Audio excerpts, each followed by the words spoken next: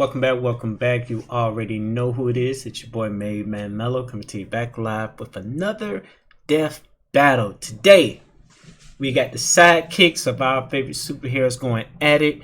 We got the Winter Soldier, aka Bucky, and yours truly, Red Hood, Jason Todd from yours, Batman. DC, another DC versus Marvel matchup. But like I said, with the sidekicks. Both had tragic past.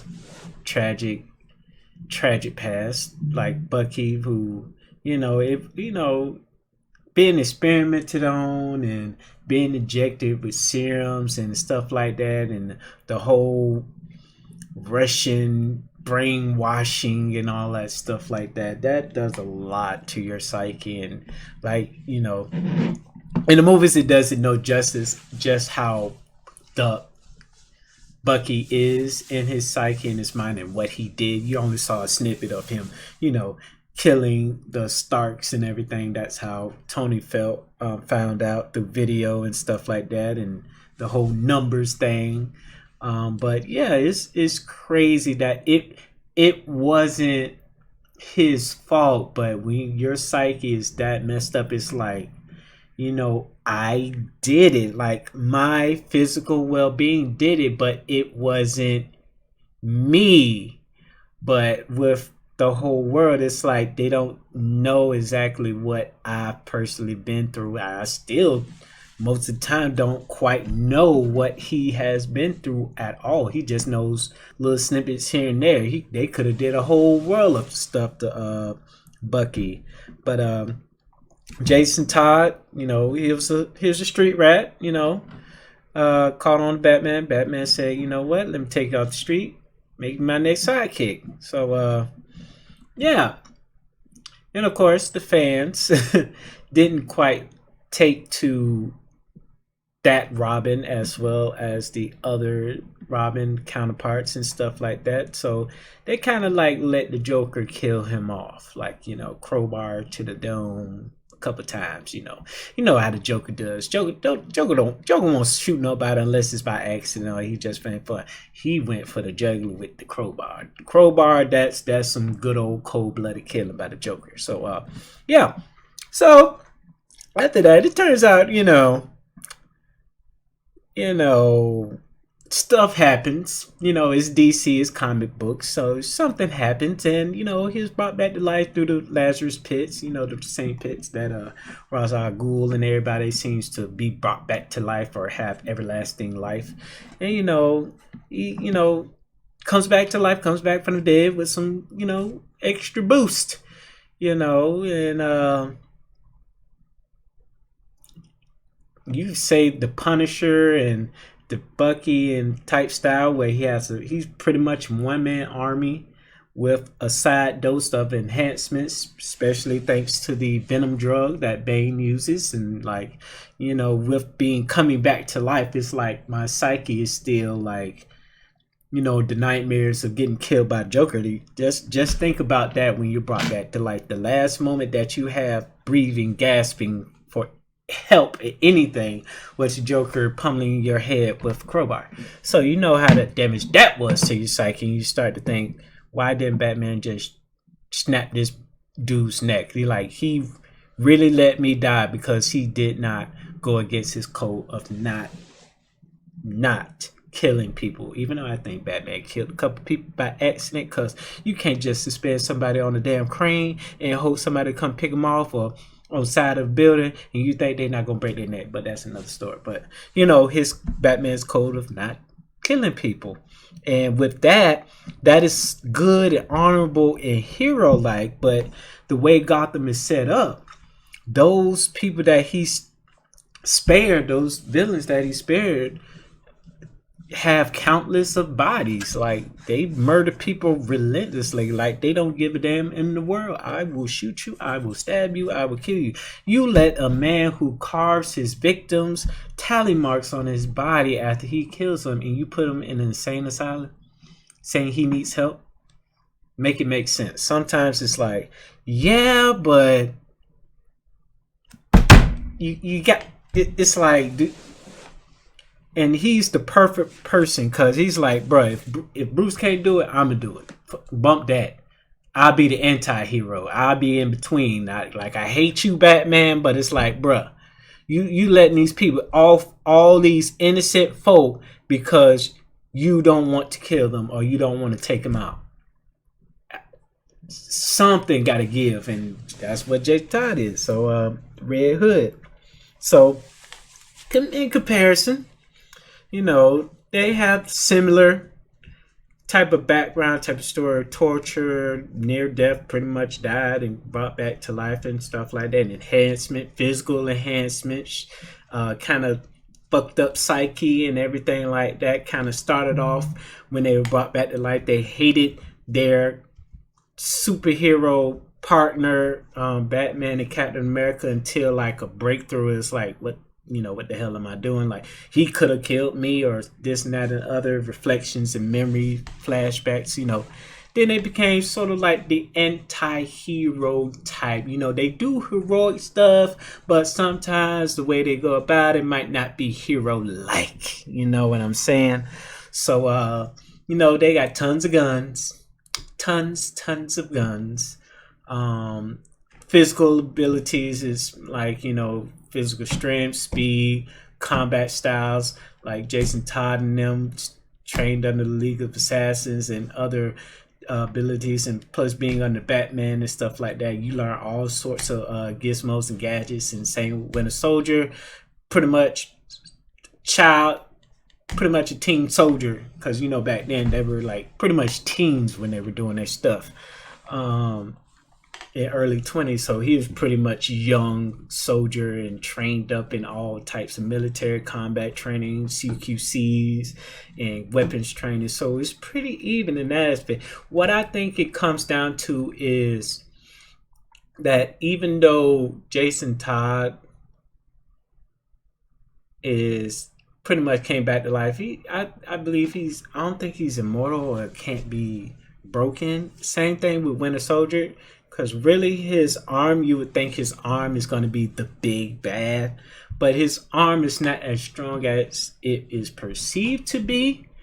Because in the movie it's vibranium, but in the actual comics it's pretty much like probably like a stronger metal, stronger type alloy, not stronger than vibranium. Vibranium, as we know, is in the Marvel universe is the strongest metal in the world. In Wakanda. So, this is going to be a tough one. This is going to be a close one. This is going to come down to death battle. Who's willing to kill the person that they're trying to beat down? Who's going to throw it down the best? I think that Winter Soldier will have a little bit more upper hand, because I think with his battle tactics, his military training, you're pretty much trained to kill. It's like, even though Jason Todd went to the League of Assassins, but when you're a soldier, that's all you know. Like, you assassin, you literally were assassin when you brought back until you switched over. Maybe. But it won't be a beat down. It'll be pretty close. It'll come up. It might come up with some little trickery maybe or two. But I think Bucky will stand strong and finish it off. Bucky might lose his arm and probably use some other gizmo or gadget or something like that. But let's go and take a look. This is death battle between Jason Todd, Red Hood, and the Winter Soldier. Let's get it. Boop. Yo, Barbie. Jason. It's me. What do you want? We got live action. Assassins from the League of Shadows were gunned down 2 miles from your current location. Sounds like a party. They were all shot with rounds from a modified M4. Okay, now this is dope. Gun I know is This in is your dope. arsenal. As much as I'd love to take credit for that one, it wasn't me. Don't lie to me. It wasn't me, Bruce. But you know what? You can count on me to crack the case. In fact, I believe there's a bit of evidence that demands my attention right now. Which is my food.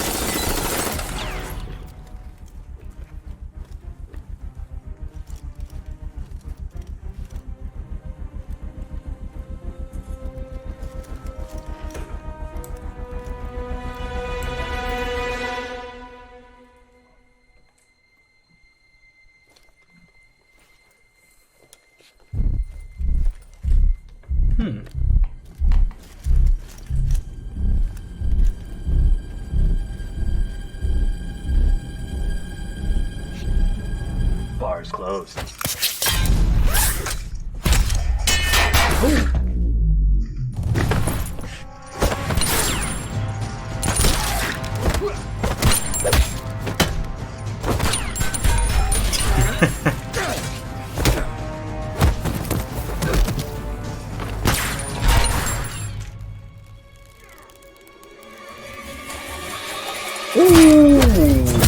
Oh yeah. Okay.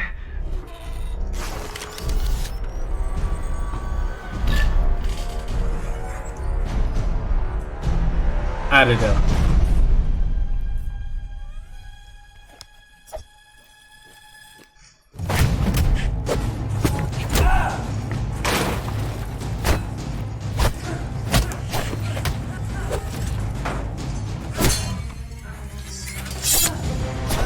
Ooh, nice.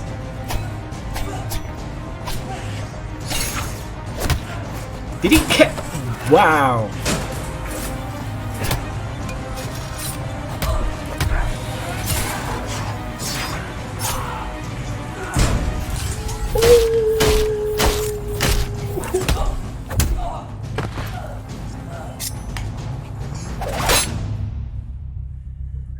Like, really?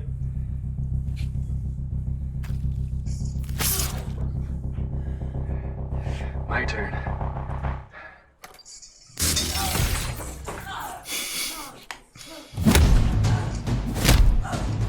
Ouch.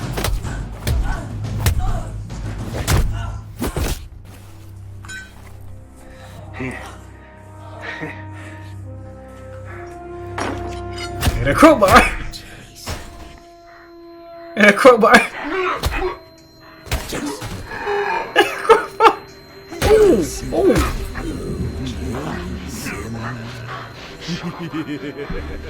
He's not coming. No one. Shut up!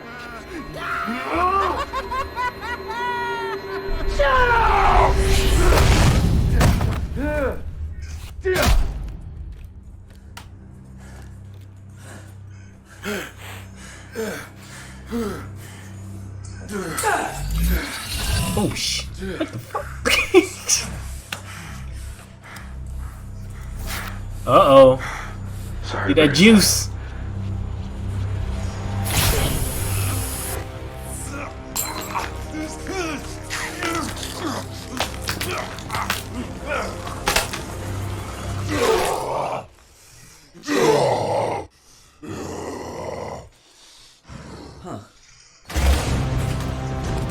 Now you're dead.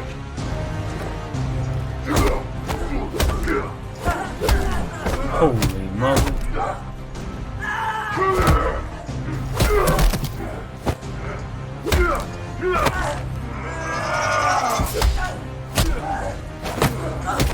Okay, the camera work is A1. Whoever doing the camera work, they doing their job.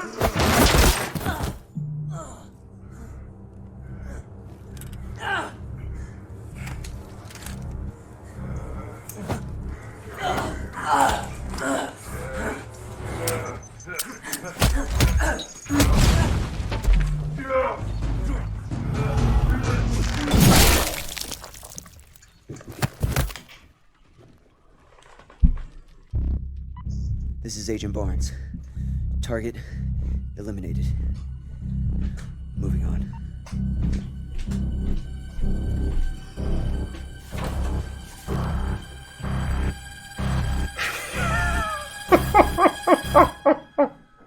They actually put that in there. Oh, talk about a headache. These two were Cuh. quite evenly matched. They both had wells of experience, similar arsenals, and an unparalleled drive to win. They even had almost identical Yo. speed and reactionary feats. And Jason definitely had better stealth skills. However, Bucky Barnes earned the edge in almost every other way. Like how Red Hood had plenty of experience training with Batman and assassins, but Winty had decades of training on him with commandos, as the captain's side piece, an emo assassin, and even as Captain America himself. The Winter Soldier also had an edge in defense. His metal arm was able to shatter a knife on impact, but when Red Hood took a similar hit, his helmet cracked. Red really didn't have any way to stop that arm for good, or Bucky's superhumanness. Sure, using Venom could even the playing field for a short time, but a brief power-up is nothing compared to a metal arm and the permanent Infinity Formula. And don't take Jason breaking Supergirl's grip out of context. She wasn't expecting the Venom, and they weren't even fighting in the first place. It's interesting, but not nearly as noteworthy as it sounds. Yeah, we know for a fact Venom is a 10-time strength booster. There's no way Red could match a Kryptonian in a real brawl. Red Hood was a deadly combatant, but the Winter Soldier one-upped him with superior experience, survivability, and a consistent strength advantage. Looks like Bucky was the winter. The winner is the Winter Soldier. Thanks for watching this episode of Death Battle. Come back next week to see previews of our upcoming matchups. If you want to watch more stuff, you can click the boxes right around. Let's go.